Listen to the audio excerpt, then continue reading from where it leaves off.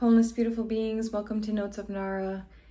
May this message find you well and whole. My name is Nadja Rashida, and let's get right into it. So we are winding down. I can't believe it. I can't believe it. It's been a ride. We're getting closer and closer to the end of the Gregorian calendar. The Gregorian calendar is used globally, and we've been indoctrinated to use this cycle to give order and to give, I would say, order and practicality, I guess, to our everyday lives. There are many other calendars that supersede the one that we use today. I'm quite fascinated by calendars, to be honest, because it's something about how we organize the nature of time and how we avoid timelessness, because without, giving time form, then we lose purpose and meaning in our own existence. So it's quite interesting. So here we are yet again, my life cycle, knocking on wood. My arrival day will be next month, and so I always say 36, 37, my 37th year, and God willing, I'll make it to that day.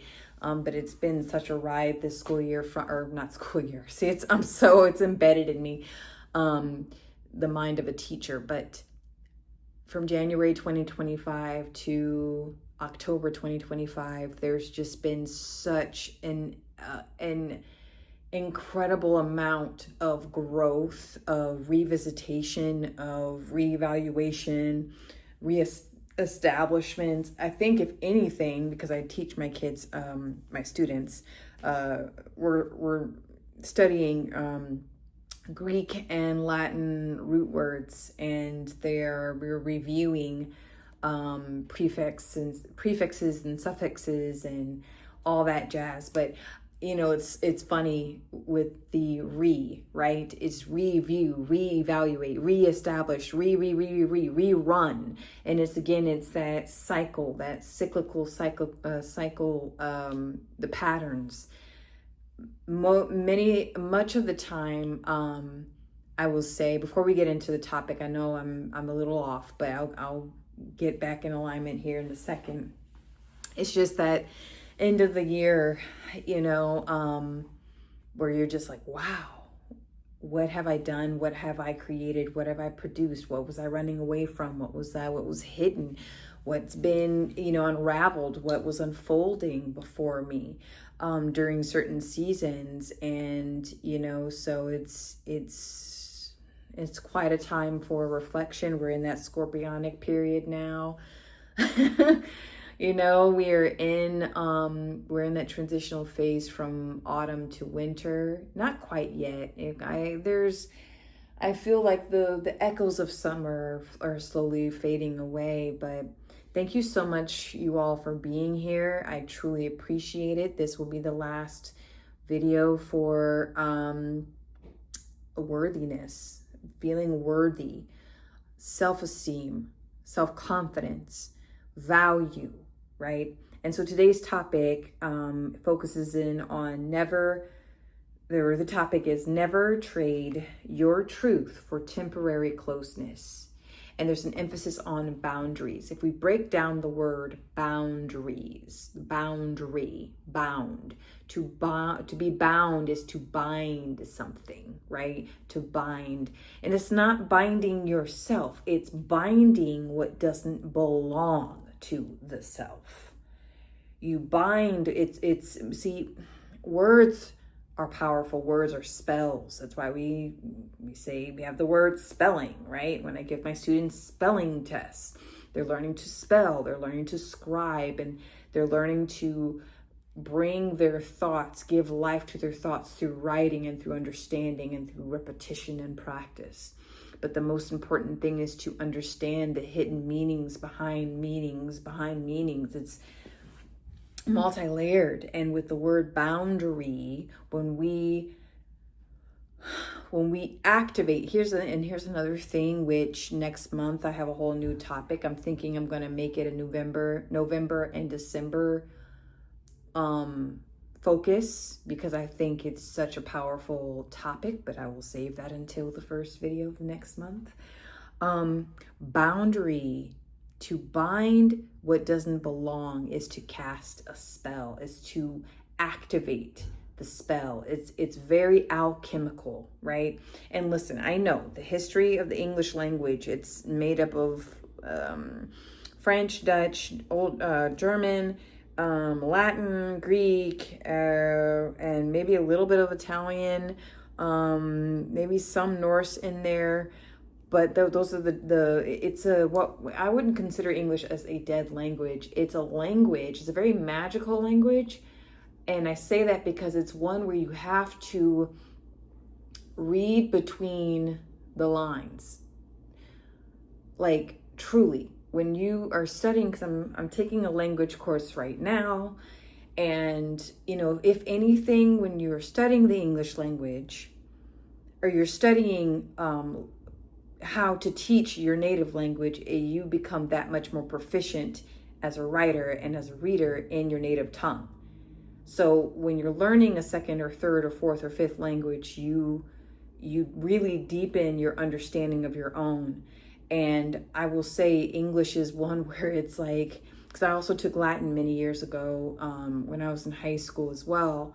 And I sang in Latin and performed, many pieces when I was studying classical music. And so it's very interesting when you're able to take words and play with them. And I find that with English, it's a language where you can play.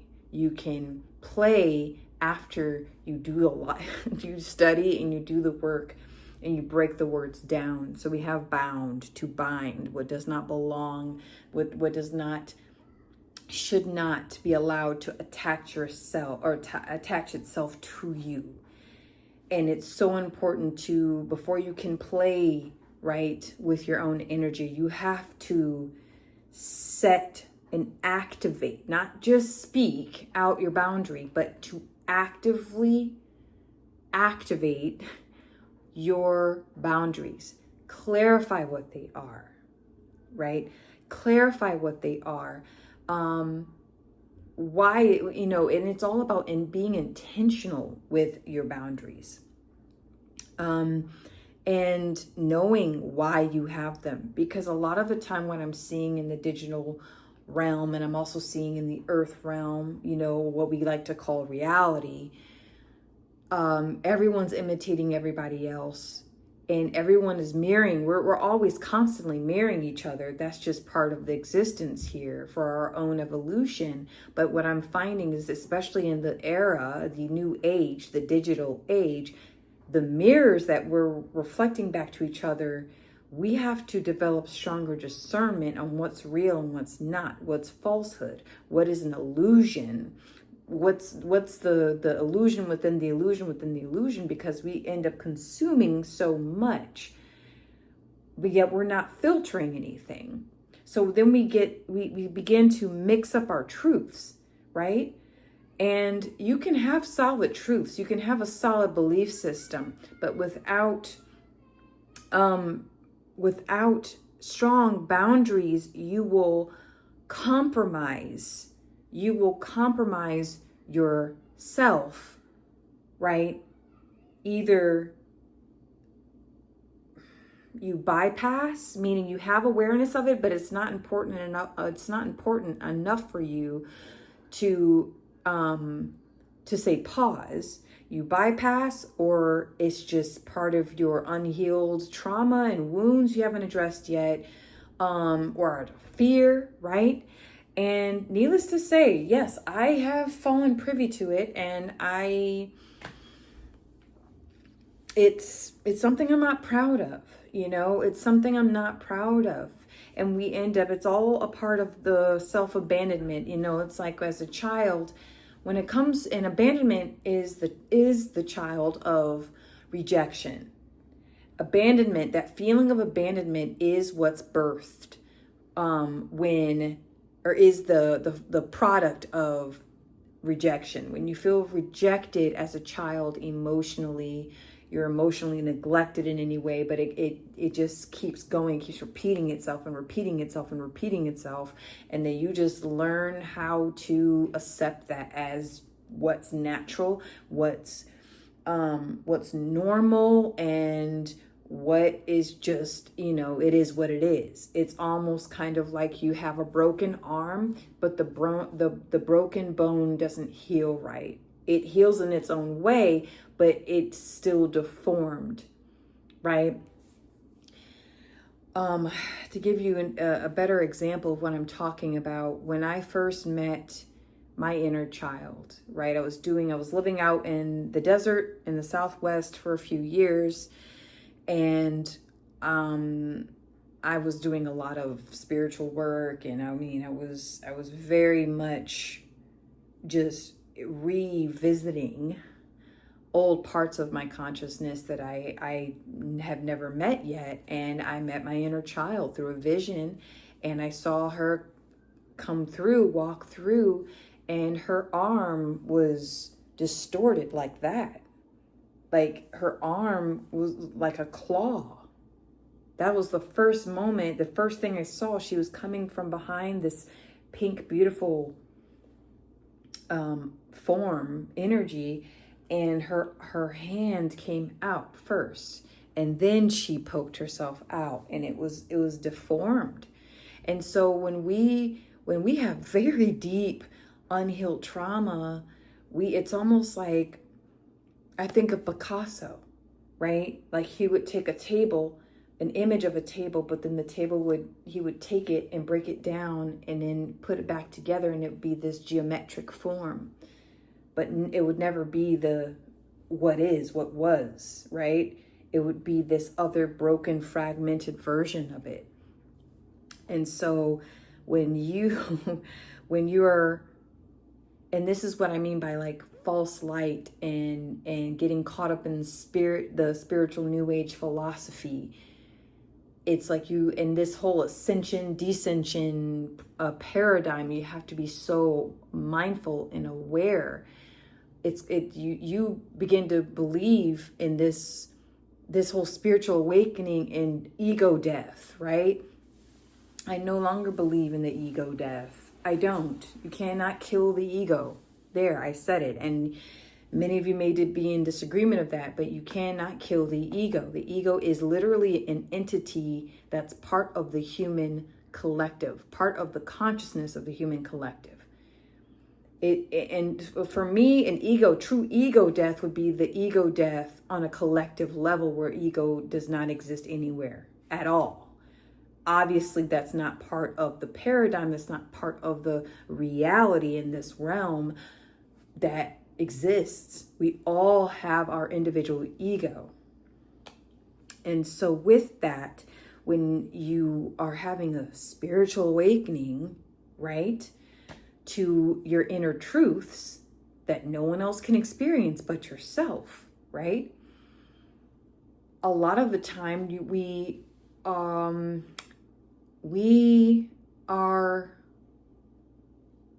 we're opened. I don't want to use the word prematurely, because when you have a reawakening of who you are and what you are, it happens exactly at the right time, in the right moment, when it's meant to happen. However, when you have those awakenings, you have this bliss, this very blissful feeling, but then you have your shadow side too. It's almost like shadow light. The light worker and the shadow worker are both activated in that time. And sometimes the feeling of bliss from the light body that we have is so powerful and so intoxicating that we suppress the shadow. And then we are exposed to all these inner truths with no boundaries. And the shadow worker in us, our shadow, holds the key to activating the boundaries that will keep us safe. I'm even almost, can we truly be safe from the self? But what I mean is that the shadow holds the key to unlocking your discernment, to knowing when, to knowing when to open, when to close, to activating these boundaries. And so,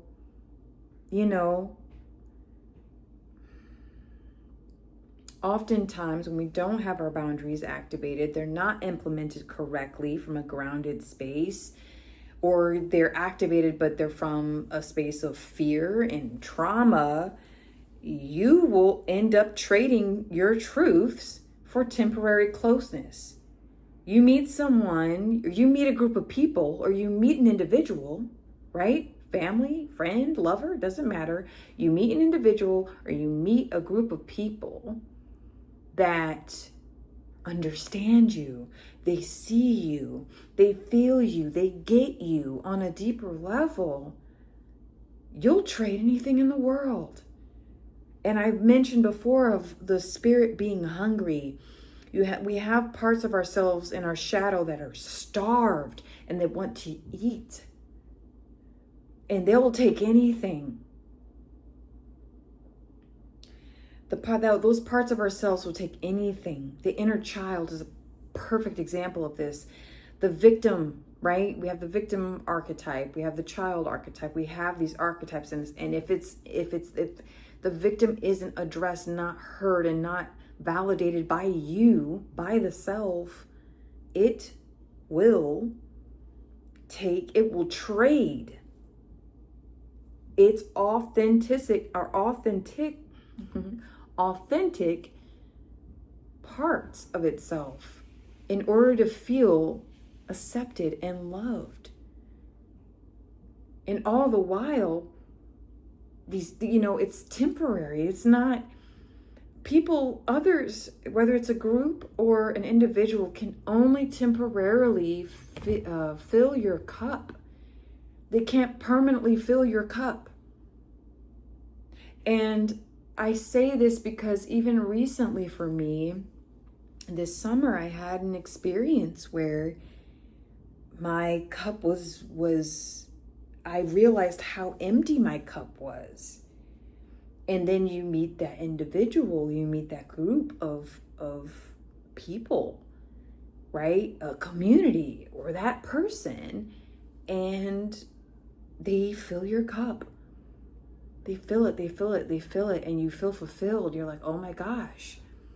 And so you're just emptying back to them what you are getting, and it's all based off of falsehood. It's all false. It's all temporary. It makes you feel warm and fuzzy inside. All the while, that your shadow is like, well, all right.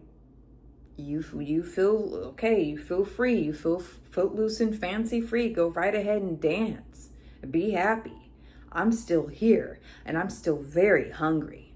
Because here's the thing, it's a hunger that cannot be quenched. The shadow will just take it, right?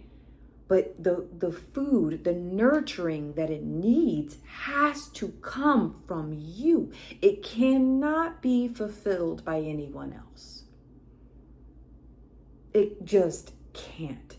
You can meet the love of your life. I mean, you know it and they know it, and you put the time in, right? Because true connections take time. They take time. There's patience. It's like planting a seed. True, authentic, real, long-lasting connections with other people. You nurture. It has to be reciprocal. Reciprocal connections are real and authentic and can grow. So it takes time. You can meet someone who offers you that, and you'll still have this ache in you. All the while, you're denying your truths. You're trading in your truth. And I'm not going to sit here and tell you what those truths are, because that's a you job, not a me job. Everyone has their own specific truths that they have to discover within themselves. But no one will be able to quench the thirst of the shadow self. You must do that.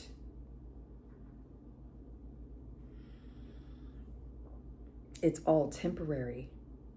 I'll share this as well.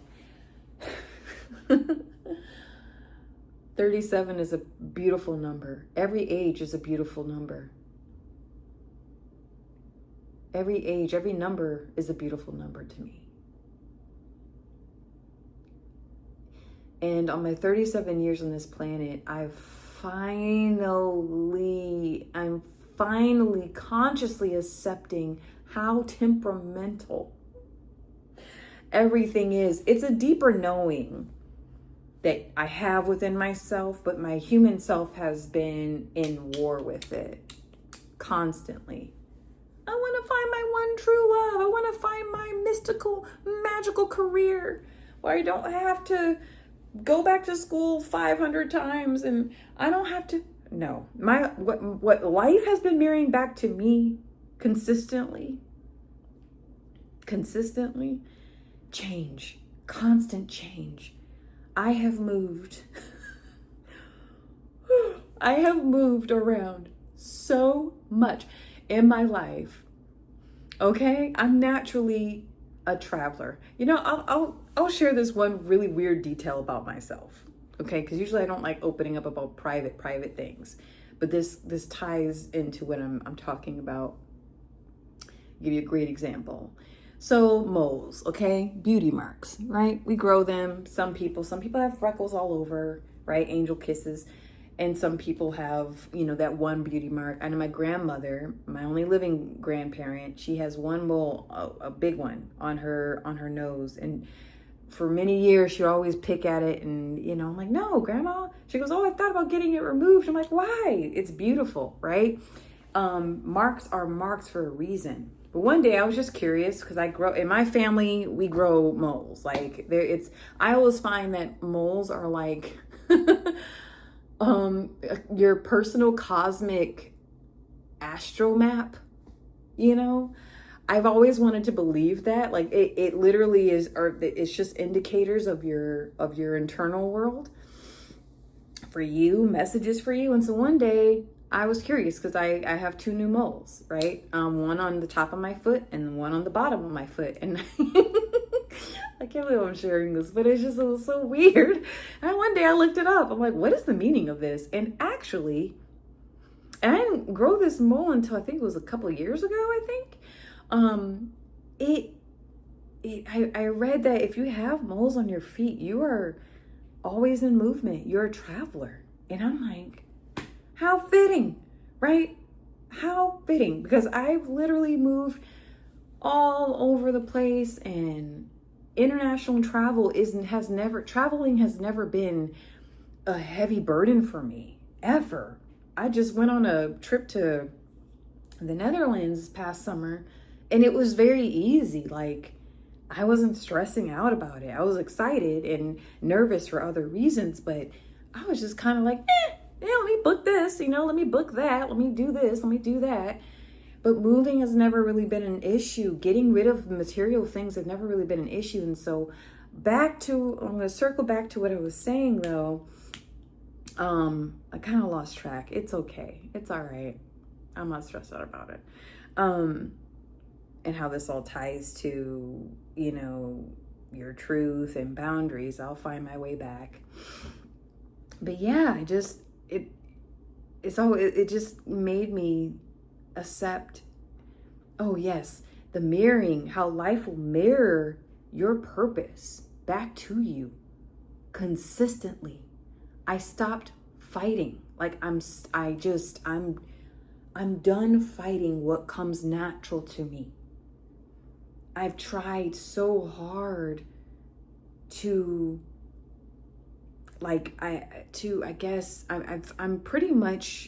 I'm more open to discovering new truths about myself. That is for sure.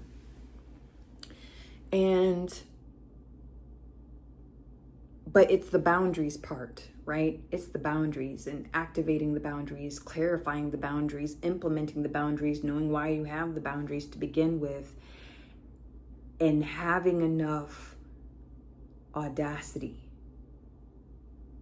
wherewithal, guts, courage to really put that into practice without guilt, without feeling bad for making someone, for saying no or for saying yes. But yeah, this summer, and how I'm going back to what I was meaning to say. Yeah, I traded in a truth for me. Because here's the thing, if you don't know certain truths about yourself and you just go on about doing whatever you're doing, the pain is astronomical. Like, it's just, it hurts so bad. But then over time and over the years and decades, you begin to realize, okay, I've discovered this truth about myself through this suffering. And then you have a choice. So you have this truth that you've discovered. And now that you know this about yourself, will you betray yourself when the same cycle comes back around, when it starts up again? And I chose to completely bypass. Like, bypass is like, ooh, yeah, you're driving your car and you're like, I see that stop sign. I'm going to keep going anyway. Boom. And there's a collision. And you're just like, what? Okay. And I've actually gotten in a car accident many years ago, 9 years ago. And now that I look back, right, I was not in the right state of mind to drive that car. No, I was not under the influence. I do not drink. But I was very under tremendous amount of psychological stress at that moment, going through one of the most massive spiritual awakenings I've had ever in my life. And I got off the phone, a really disturbing phone call, and something said, turn on this street. It was a street I never drove on ever before. And I was so distracted, and it was a 4-way, guys. It was a 4-way stop sign.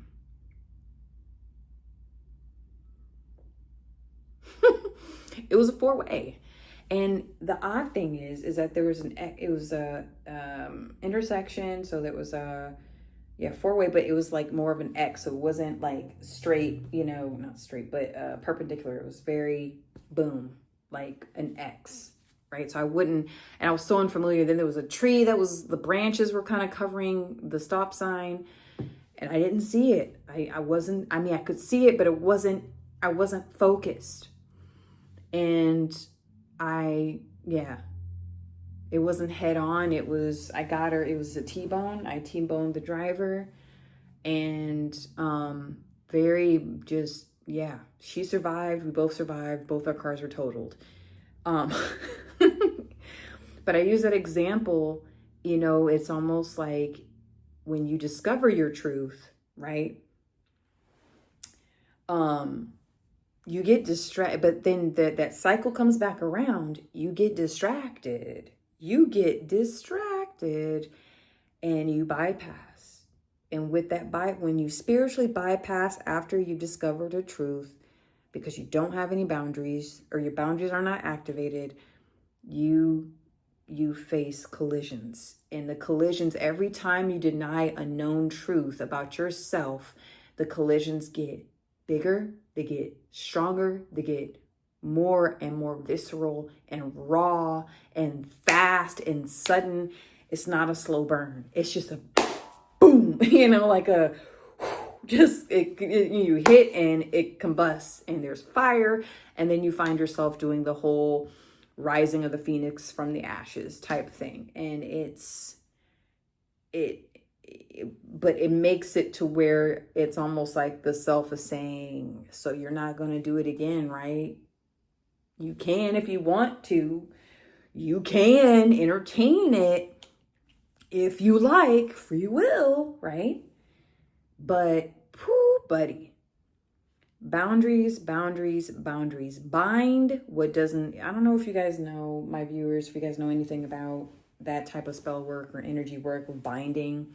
Listen, I've been a student of occultism, and I've seen, when I say student, not practitioner, let me be very clear. But books, reading, studying, life experience. I've seen some things. I've seen things, okay? I will say this. With binding, it's almost like you have, let's say, a stick, and then you have string, and then you have an intention. You set the intention, like, I bind jealousy from ever entering into my energy field, or I bind this person from my life. Look, I don't do that type of stuff. I really don't. I don't. There's no need. There's no need. Because when you internalize and you activate the boundaries from within your being, you don't need that. You don't need to do that. You are the spell. You are the yarn. You're the stick. You're everything outside of yourself. So you don't need to do those things. You can do those things because it's very performative. But, I digress. But binding, setting that practice of binding things, meaning when your boundary is activated, think of it like a filter, like a really big energetic filter that things just can't permeate through your field. It's your energetic field, right? See,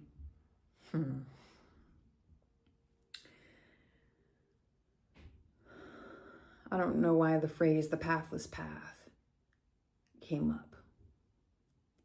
I don't know. I was going to go with that. When your boundaries are activated from the space of purity and pure intention, you don't have to do much. You don't have to say much. You don't have to do much. It's felt. It's felt. If you find yourself having to over-explain, this is what I'm going to do, and this is how I'm going to do it, and this is where I'm going to go, and this is what I'm going to demonstrate, and this is what I'm going to... You have very weak boundaries. And I say that as someone, which I've always been kind of, if someone shows curiosity and I trust them, then I'll let them into my inner world. I'm getting very good at becoming a lot more selective.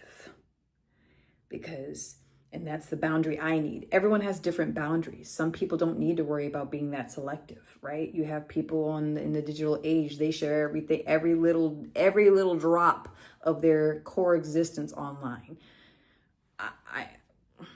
I'm not judging, do you? Or there's some people who don't do that at all. Like this, what I'm doing would be too much for someone.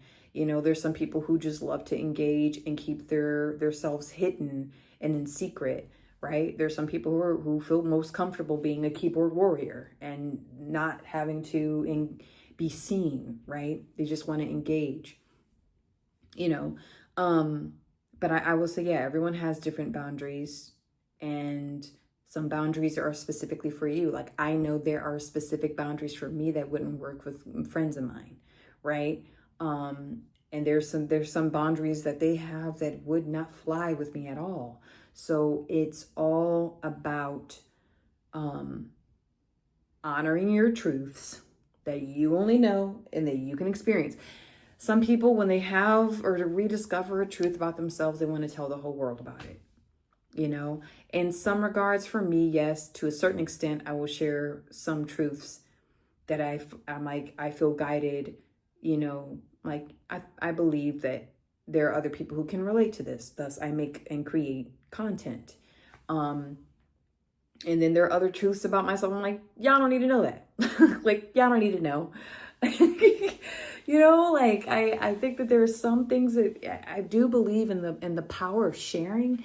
And I find the human collective, it's like, where are the boundaries? Where are they? Because there's a thing called oversharing and overdoing it. And I think in the digital age, we're learning like, ooh, my God, this is a bit much. Not everything out there. See, if you use life as a mirror, that's a superpower. If you use your life as a mirror, like life itself as your mirror, use your relationships as a mirror for you. And when I say mirror, I'm not talking about imitate and copycat. No. That's not mirroring. That's something else.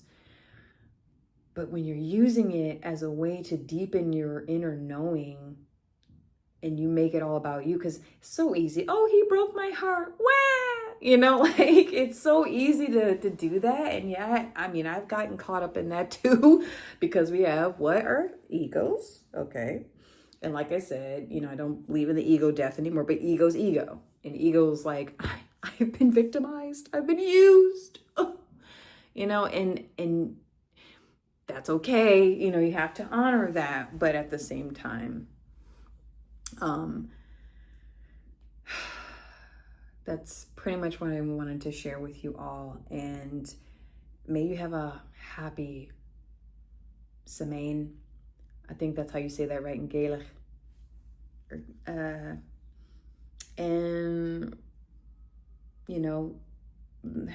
Halloween. I know late October and early November, the spirit realm, the realms, the veil is very thin, because you honor the dead, which is the symbolic of the seasons changing. Things aren't really dead, right? And when you see a tree with no leaves, the tree is resting. It's sleeping. It's not dead. It's when I think of a tree with no leaves on it, it's entered into another realm, and it'll come back again. So, wow. Thank you so much for your support and your engagement. I love reading your comments, and I appreciate you all. I truly do. And it's been a wild ride this year. And there's something I really love to share with you all in the next couple of weeks. There's a project I've been working on for over 3 years now. And I finally put my foot down. I'm going to share it with you all, and may you all find some resonance with it. And if not, that's perfectly okay. We're going to go deep. I can go deep here if I want to. I can go as deep as I want to, and be reserved as much as I feel the need to. And so, yeah, thank you so much for tuning in. May this message find you well and whole. Have a great November.